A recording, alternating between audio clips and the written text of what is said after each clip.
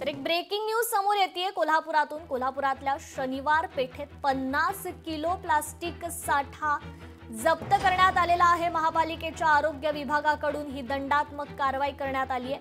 5000 रुपयांचा दंड देखील ठोठावण्यात आलाय।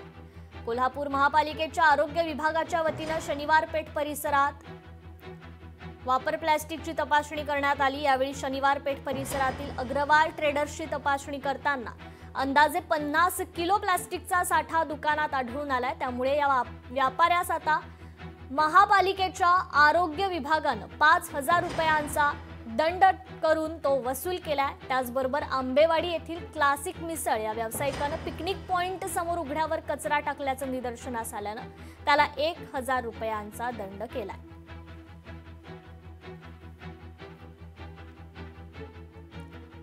तर महापालिकेच्या आरोग्य विभागाकडून हा आता दंड वसूल करण्यात आलेला आहे। कोल्हापुरातल्या शनिवार पेठेत 50 किलो प्लास्टिक साठा जप्त करण्यात आलेला आहे।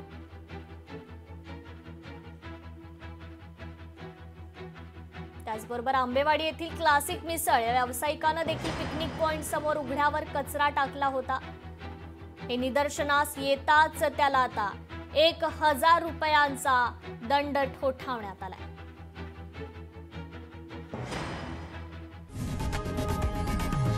लोकशाही मराठी ऐका, पहा, जागरूक रहा।